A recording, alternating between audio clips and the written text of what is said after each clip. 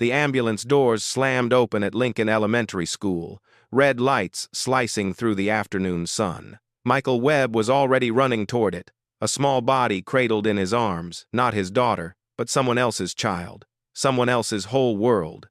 The girl's face was pale as winter frost, her uniform soaked with something dark. Her eyes fluttered between consciousness and void. "Stay with me," Michael whispered, his voice steady despite the chaos erupting around him. "Your mama's coming. Just stay with me." Behind him, another small voice cut through the sirens. His daughter Sophie, 6 years old, ran on legs too short to keep up, shouting words that would echo in his mind for years to come. "That's my friend, Daddy. That's Alice. You have to save her." Michael lifted Alice onto the stretcher. The paramedics shouted vitals. Blood pressure dropping. Internal hemorrhage suspected. Mother unreachable. And somewhere in a boardroom across the city, Victoria Ashford, CEO of Ashford Industries, the woman who had crushed his dignity just 4 hours ago, was presenting quarterly projections, unaware that her daughter was dying. But that morning, none of this had happened yet. That morning, the world was still whole. If you contentials of this is deafen, the alarm buzzed at 4:45 a.m., same as every morning for the past 2 years. Michael silenced it before the second beep could wake Sophie, who slept curled around her stuffed rabbit in the bedroom they shared. The coffee maker gurgled its familiar song. Michael pulled on his uniform navy pants, matching shirt, his name stitched in white thread above the pocket. M.W.E.B.B. At 35, he had learned to wear invisibility like armor. He had a degree in mechanical engineering from Ohio State, had designed ventilation systems for hospitals, climate control units for server farms, had once sat in meetings where people called him Sir and asked for his expert opinion. That life ended 2 years ago, along with Sarah. Her cancer had been aggressive. The bills are more so. Insurance covered some. Savings covered more. When both ran out, they sold the house. When Sarah stopped breathing on a Tuesday morning in March, Michael was left with $47,000 in debt and a 4-year-old daughter who still drew pictures of mommy with angel wings. He took the first job that offered stable hours. Ashford Industries needed night shift janitors. The pay was modest. The schedule allowed him to drop Sophie at school by 8 and pick her up by 3:15. He mopped floors in the same building where engineers discussed systems he could have improved in his sleep. He never complained. He never mentioned his past. He simply worked because Sophie needed him to work, and because every month there were cardiology appointments. Every 6 months, echocardiograms. Sophie's heart murmur detected at birth, stable but watchful, required monitoring that cost more than his dignity could afford to refuse. This morning, he had been called in early. A major investor presentation. The executive floor needed special attention. Sophie came with him, coloring quietly in the break room while waiting for the school bus at 8. A small kindness from his supervisor that made the impossible schedule possible. Michael was polishing the brass elevator doors when the storm arrived. Aim. And that's a nations in the bears. And that's no tool. Victoria Ashford swept through the lobby like a hurricane in Louboutins, her blonde hair pulled into a severe knot. Her charcoal suit cost more than Michael earned in 3 months. Behind her trailed a procession of assistants, each clutching tablets and speaking in urgent whispers. The Henderson projections need to be rerun. Someone find me the Q3 variance reports. And why isn't the presentation deck on my... She stopped. Michael's cleaning cart sat at the intersection of 2 hallways, positioned there while he worked on the elevator doors, out of the main thoroughfare, but apparently not out of enough. "What?" Victoria said, her voice dropping to a temperature that could freeze steel. "Is this?" Michael straightened immediately. "I apologize, ma'am. I'll move it right. Do you have any idea what today is?" She didn't wait for an answer. "We have $200 million in potential investment walking through these doors in 90 minutes, and you're..." She gestured at the cart like it was a dead animal. "Equipment is creating an obstacle course in my lobby. I'm sorry. It won't happen again." "No, it won't." Victoria turned to her assistant. "Document this. I want a report on cleaning staff protocols by end of day. If we can't maintain basic professional standards, we need to reconsider our service contracts." She walked past him without another glance. Her heels clicked against the marble, each step a dismissal, a verdict, a reminder of exactly where he stood in her world. The lobby fell silent. A dozen early arriving employees pretended to check their phones, their eyes sliding away from Michael like he was a stain they didn't want to acknowledge. He finished the elevator doors, loaded his cart, pushed it toward the service corridor with hands that didn't shake, because he had learned long ago that showing pain only invited more. He didn't see Sophie, but Sophie saw everything. She stood in the break room doorway, her coloring book forgotten, her brown eyes, Sarah's eyes, wide with confusion and hurt. "Daddy?" Michael knelt to her level, forcing a smile. "Hey, baby girl, bus will be here soon. You got everything?" "Daddy, why was that lady so mean to you?" The question hit harder than Victoria's words ever could. "Some people have bad days, sweetheart. They forget their manners. But you were just working." Sophie's voice trembled. "You're always working so hard. Why don't they see that? Why don't they see that you're good?" Michael pulled her into a hug, breathing in the scent of her strawberry shampoo, feeling her small heart beat against his chest, that imperfect heart he would give anything to protect. "What you see in me matters more than what anyone else sees," he said quietly. "Remember that, okay? Always remember that." 1. The school bus honked outside. Michael walked Sophie to the curb, watched her climb aboard, watched her wave through the window until the bus turned the corner. Then he went back inside to finish mopping floors beneath the feet of people who would never know his name. 3 floors above him, another daughter was learning a different kind of invisibility. Now that he was not Namie every 10. Alice Ashford sat in the corner of her mother's office, silent as furniture. This was not unusual. Alice had learned long ago that her mother's office was a place of important things, and she was not one of them. She sat quietly on the leather couch, her tablet playing a muted educational game, while her mother paced and dictated and snapped at assistants about things Alice didn't understand. The nanny had called in sick. The backup nanny was unavailable. Victoria's mother was traveling, and the investor presentation could not be rescheduled, so Alice came to work. She was 7 years old and already fluent in the language of inconvenience. "Mama," Alice's voice was small, careful. "My tummy hurts." Victoria didn't look up from her laptop. "You said that this morning. It's probably the pancakes. Drink some water. It really hurts." "Alice, please. I have the Henderson meeting and Victoria checked her watch. 20 minutes. Can you be a big girl for Mama? Just until lunch?" Alice nodded, because that's what she always did. She curled up on the couch, arms wrapped around her stomach, and watched her mother prepare for people who mattered more than she did. Later, after Victoria finally noticed the gray pallor of her daughter's skin too late, always too late, she would send Alice to school with the driver. A compromise, a way to get through the day. She would regret that decision for the rest of her life. Meine Actors, 45 now. The cafeteria at Lincoln Elementary smelled like chicken nuggets and industrial cleaner. Michael had been reassigned here for the afternoon. The school's regular janitor was out, and they needed help preparing for a parent-teacher event. He didn't mind. The school was only 3 blocks from Ashford Industries, and the afternoon shift meant he could see Sophie at lunch. He found her at the end of a long table, her lunchbox open but untouched. Her eyes were red. "Hey, baby girl." Michael slid onto the bench beside her. "What's wrong?" "Nothing." "Sophie." She looked up at him with those impossible eyes. "There's a girl in my class, Alice. She's really nice, but she's always sad.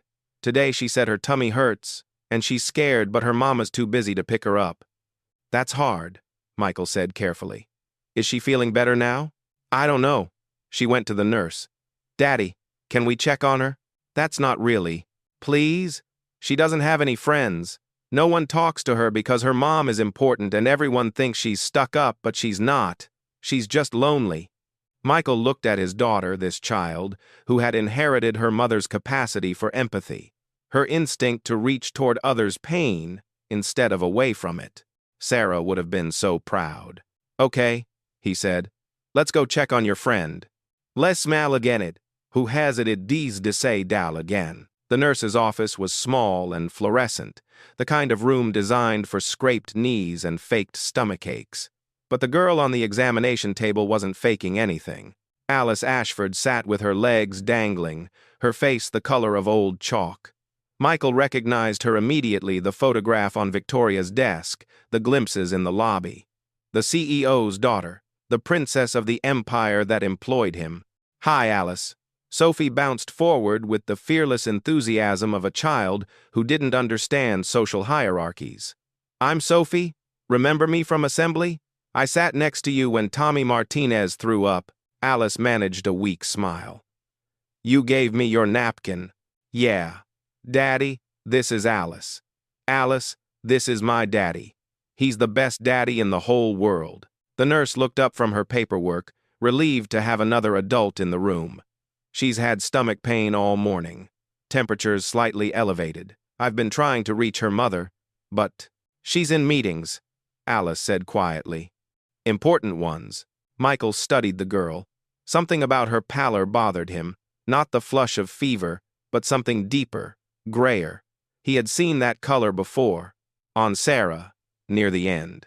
"Has she eaten today?" he asked. "Just water. She says she's not hungry." "Any other symptoms? Dizziness? Fatigue?"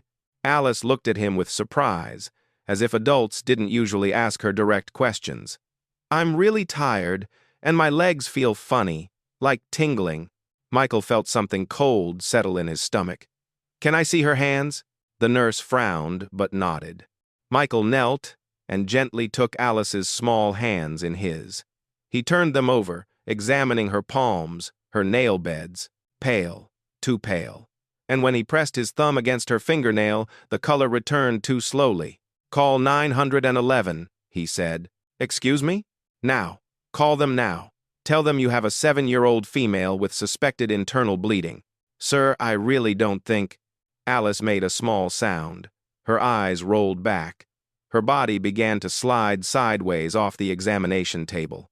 Michael caught her before she hit the floor. And suddenly, the morning that had begun with humiliation became an afternoon that would change everything. In a question the 70 Takeda of the Finos, the ambulance arrived in 7 minutes. Michael held Alice the entire time, keeping her elevated, keeping her conscious, keeping her alive through sheer force of will and whispered promises. Sophie sat beside them, holding Alice's hand, her small voice steady despite the tears streaming down her face. "It's okay, Alice. My daddy's got you. He's really strong. He carried me all the way up a mountain once when I got tired. He can carry you anywhere." Alice's eyes fluttered. Is my mama coming?" "She's coming," Michael said, though he didn't know if it was true. "She's coming as fast as she can." The paramedics took over.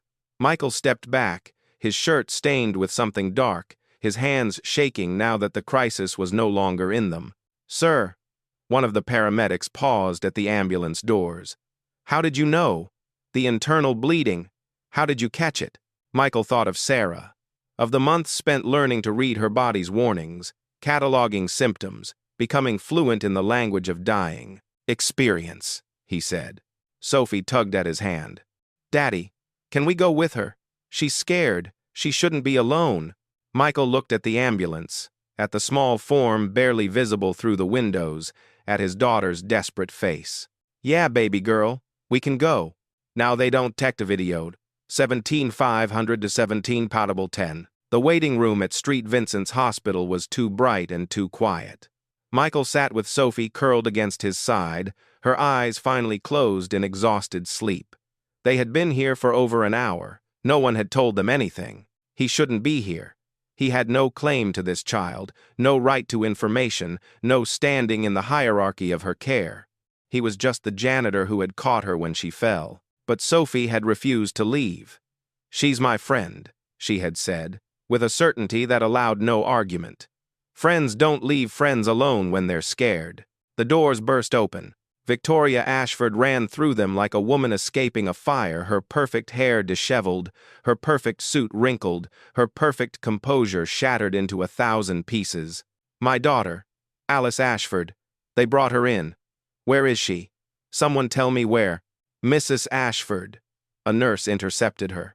Your daughter is in surgery. The doctors are doing everything they can. Surgery?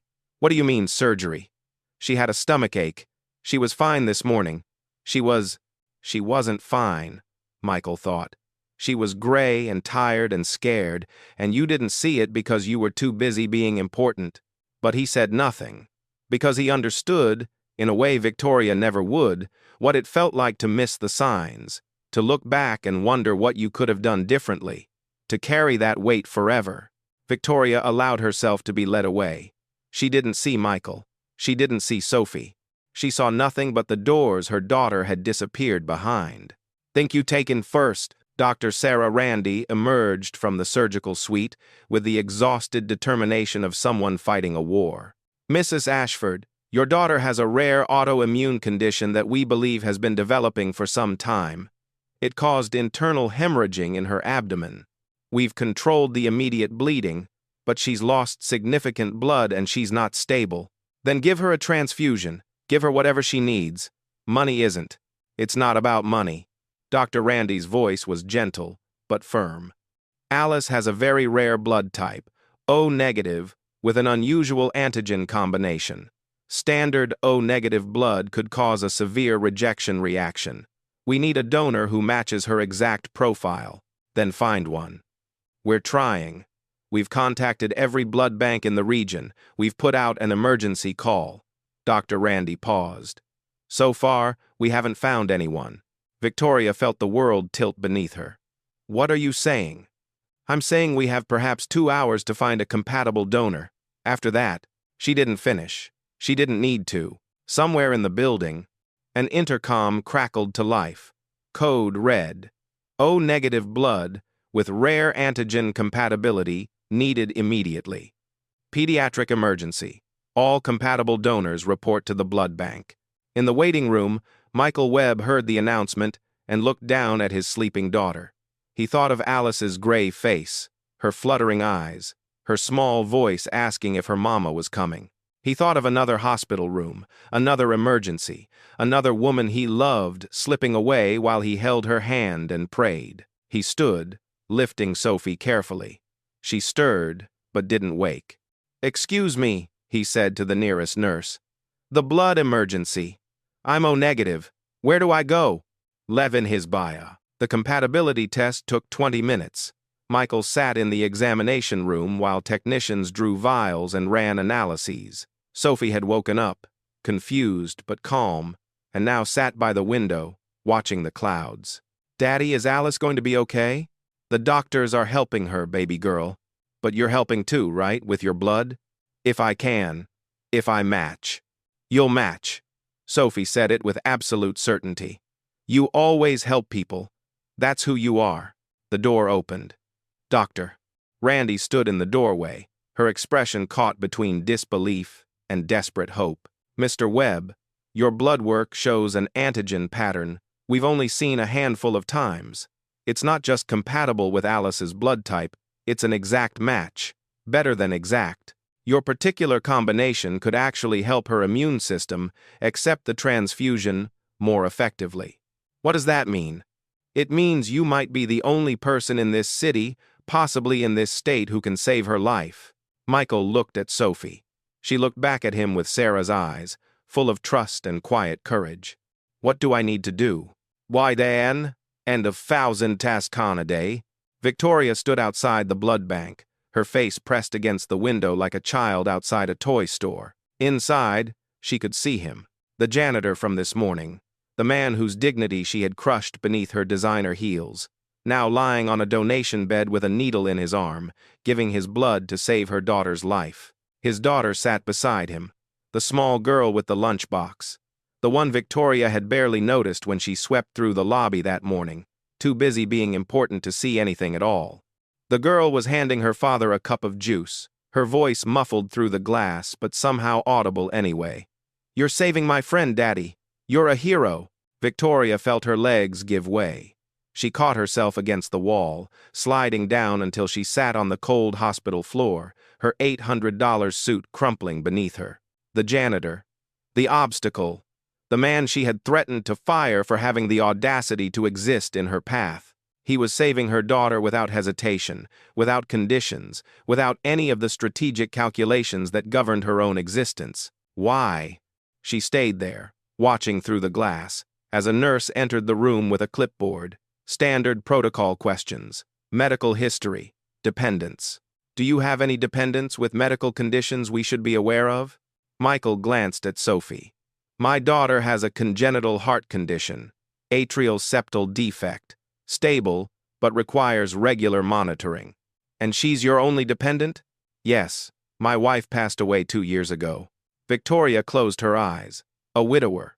Like me, but worse. At least I have money. At least I have help. And your current employment status? I work 2 jobs. Custodial staff at Ashford Industries mornings and evenings. Warehouse fulfillment overnight, 3 nights a week. That's... The nurse paused. When do you sleep? When Sophie sleeps. The morning job lets me take her to school and pick her up. The overnight shifts are while she's with my neighbor. It's not ideal, but her cardiology appointments aren't optional, and neither is insurance. Victoria pressed her hand against her mouth, stifling a sound that might have been a sob. 2 jobs, a sick daughter, a dead wife. And this morning, she had looked at him and seen nothing but an inconvenience. She had looked at a hero and seen only a janitor. 1 ID. Every D. 1. The transfusion took longer than expected. Alice needed more blood than a standard donation provided, and Michael had agreed to give 2 full units, pushing the limits of what was medically safe. Dr. Randy emerged from Alice's room with the first smile anyone had seen in hours. She's stabilizing. Blood pressure's coming up, oxygen levels improving. We'll need to monitor her overnight, but I'm cautiously optimistic. She paused. Mr. Webb's blood was extraordinary. I've never seen a recipient respond this quickly. Victoria couldn't speak. She could only nod, tears streaming down a face that had forgotten how to cry years ago. You should thank him, Dr. Randy added quietly. He gave more than what was safe. He'll be weak for days, but he refused to stop until we had everything Alice needed. Victoria turned toward the blood bank just as the door opened. Michael walked out slowly, one hand braced against the wall, his face pale and drawn. Sophie held his other hand, guiding him forward with the careful attention of a child who had learned to take care of the person who took care of her. Daddy, you need to sit down. I'm okay, baby girl. You're not okay. You're wobbling. He managed a weak smile. Wobbling's not so bad. Victoria stepped forward. Mr. Webb. Michael looked up. Their eyes met. For a long moment, neither spoke. Then Michael swayed. His eyes rolled back. His body crumpled forward. He hit the floor before anyone could catch him. When Michael opened his eyes, 2 faces were watching him. Sophie, her expression blooming with relief, and Victoria Ashford, sitting in a chair on the opposite side of the bed, her expression something he couldn't read at all. Daddy! Sophie threw herself onto the bed, wrapping her arms around his neck. You slept forever. I was so worried. I'm okay, baby girl. His voice was rough, his body heavy with exhaustion. Just needed a little rest. The doctor said you gave too much blood. She said you were very brave but also very silly. Sounds about right. He looked past his daughter to Victoria. She looked different now, smaller somehow, less certain. The armor she wore like a second skin had cracked, and something raw was showing through. How's Alice? He asked. The question seemed to catch her off guard. She's doing well. Stable. The doctors are optimistic. Good. That's good. Silence stretched between them, the weight of everything that had happened, everything that couldn't be unsaid. Sophie, Victoria said suddenly, there's a vending machine down the hall. Would you like to go choose something? My treat. Sophie looked at her father. He nodded. Go ahead, baby girl. Get something for both of us. When Sophie had gone, Victoria stood and approached the bed. Her movements were uncertain, stripped of the commanding grace she wore like armor. I owe you an apology, she said. Not just for this morning, though God knows that was unforgivable. I owe you an apology for every assumption I made, every judgment I passed, every time I looked at you and saw nothing but what you could do for me." Michael was quiet for a long moment. "You don't owe me anything. I owe you everything. You saved my daughter's life. I saved a child's life. That's not about you or me. That's about her." Victoria flinched. "You must hate me." "I don't have energy to hate anyone, Miss Ashford. I use everything I have, just trying to keep my daughter alive and believing the world is worth living in. After what I said to you, after how I treated you, you still gave your blood. You collapsed trying to save a child whose mother had publicly humiliated you hours earlier." Victoria's voice broke. "Why? How can anyone be that good?" Michael looked at her with tired eyes. "This morning, after you walked away, Sophie asked me something. She asked why people couldn't see that I was good, why they couldn't see me at all." Victoria closed her eyes, the words striking like physical blows. "I told her that what she sees in me matters more than what anyone else sees, and I meant it." He paused. "But you want to know the truth? It hurt. It still hurts. Not what you said. Words can only wound you if you give them power. What hurt was watching my daughter learn that the world doesn't see her father the way she does." "Michael, that's new," he said quietly, using my first name. "If I'm going to apologize, I should at least know who I'm apologizing to." "Fair enough." He shifted, wincing. "My wife used to say that forgiveness isn't about deserving, it's about deciding what you want to carry. I've been carrying a lot for a long time. Grief, fear, exhaustion. I don't have room for resentment, too." Victoria was crying openly now, tears streaming down her face without pretense. "If our positions were reversed, I don't know if I could. Maybe you could. Maybe you couldn't. But our positions aren't reversed. They never will be. You'll always be the CEO. And I'll always be the man who mops your floors." Michael met her eyes. "What might change is whether you ever really see the people who mop your floors. Whether you remember that they have children and dreams and hearts that break just like yours." Victoria wiped her eyes with the back of her hand. For the first time in years, she didn't care how she looked. "I want to do something," she said. "Not to repay you, I know I can't repay you, but to prove that today meant something. That I'm not going to walk away from this and go back to being the person I was." "What did you have in mind?" "I heard you talking to the nurse. About your situation. The 2 jobs, the medical appointments, the schedule you maintain just to keep your daughter healthy." Michael stiffened. "That's not—" "I know it's not my business, but now I can't unhear it." Victoria leaned forward. "Michael, you're an engineer, a trained professional.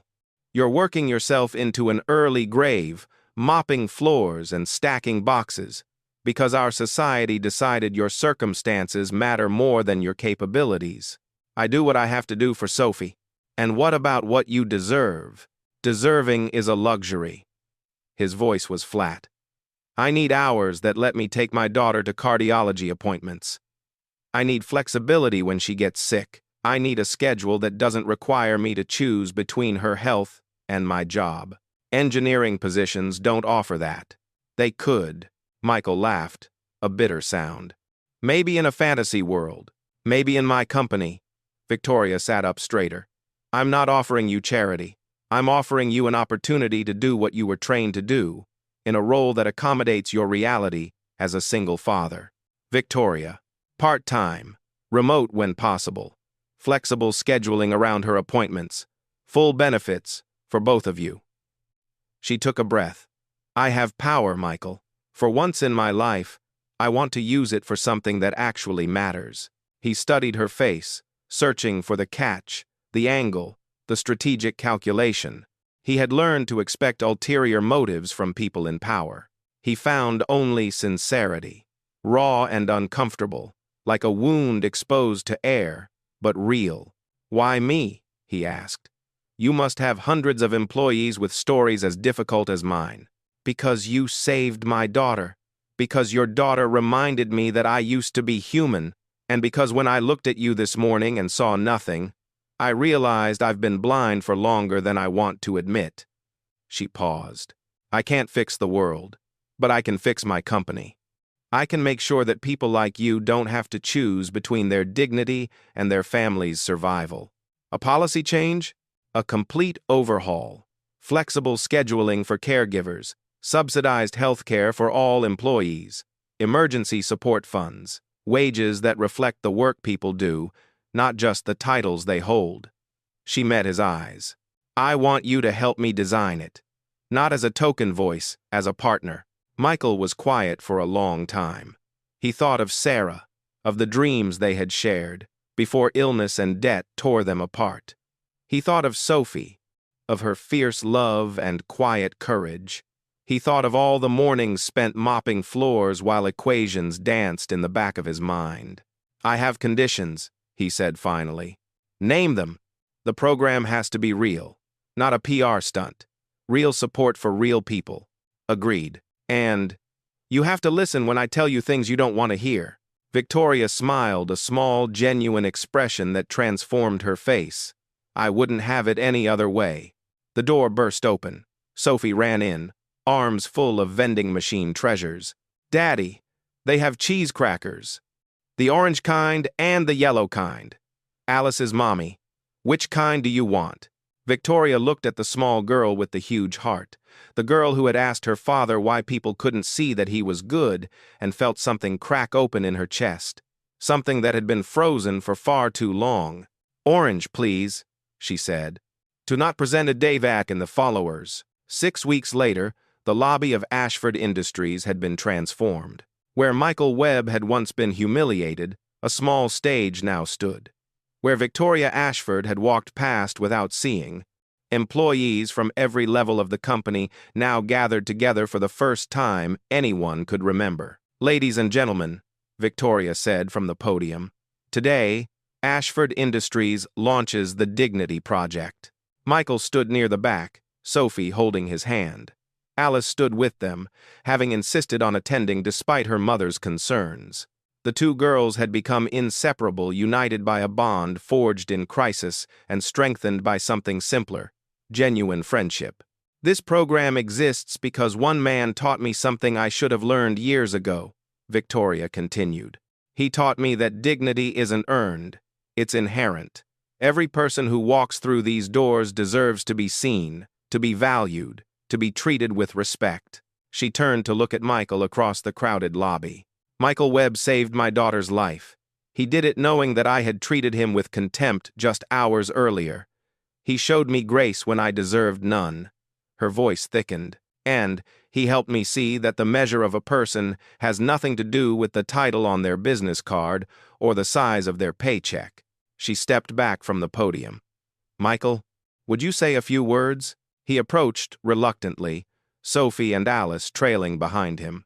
I'm not good at speeches, Michael began, drawing a ripple of laughter. I'm better at fixing things, machines, systems, problems with clear solutions.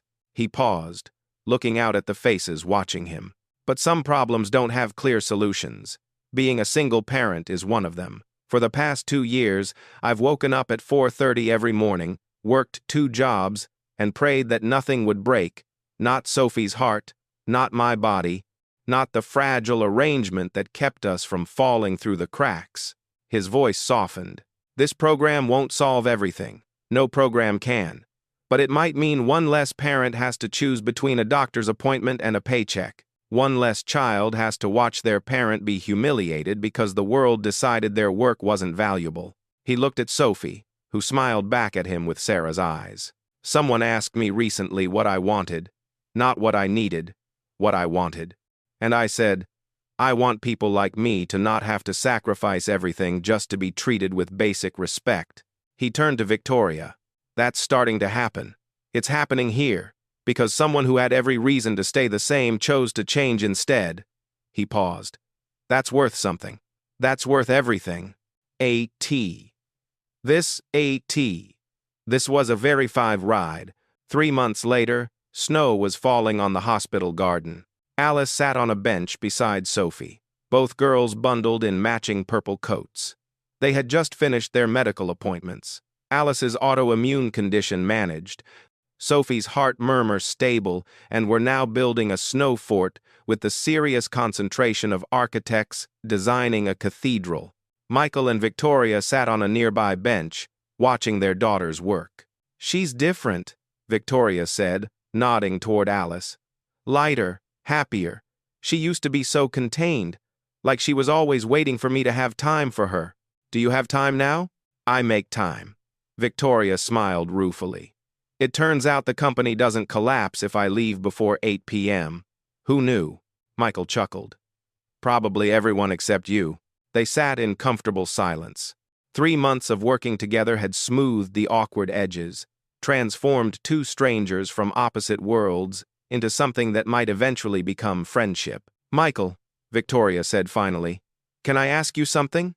"Depends on what it is." "When you saved Alice, when you gave your blood, even after how I'd treated you, what were you thinking?" Michael watched Sophie pack snow with focused determination, watched Alice laugh at something her friend said, watched two children from different worlds find each other because a moment of crisis had stripped away all the barriers between them. "I was thinking about Sarah," he said. "My wife. When she was dying, all I wanted was more time, more moments, more chances to hold her hand. It didn't matter how much money we had, what jobs we worked, what anyone else thought. All that mattered was being together." He paused. "When I saw Alice in that hospital bed, I didn't see the CEO's daughter. I saw a child whose mother might lose her the way I lost Sarah. And I thought, if there's anything I can do to give that mother more time, that's what I'm going to do." Victoria was quiet for a long moment. "Blood saves lives," she said finally. "That's basic biology. But what you did, what you continue to do, it's more than that.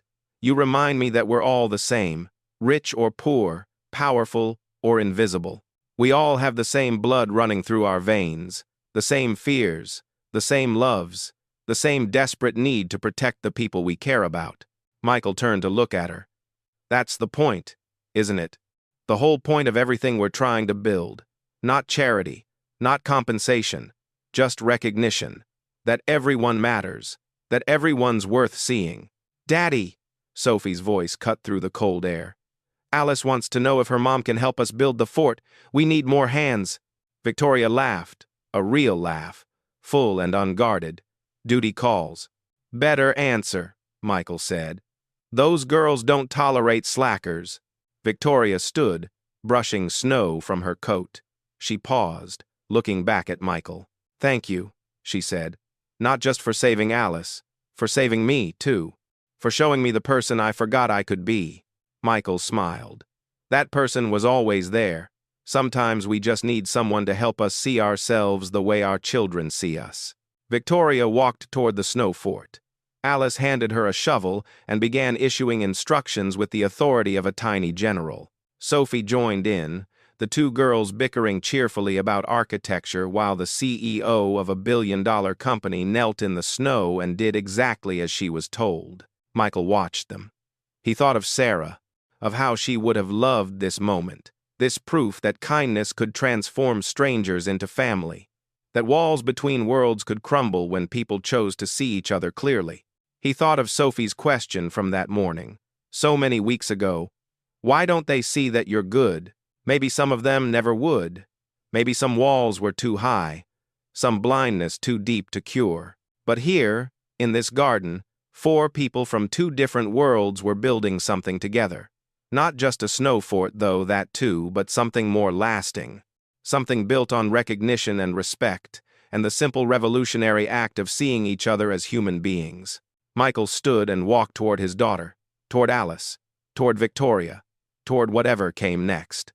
The snow kept falling, soft and white, covering the world in a fresh blanket of possibility. "My D in half to the parters, 17, and they have 9. The end.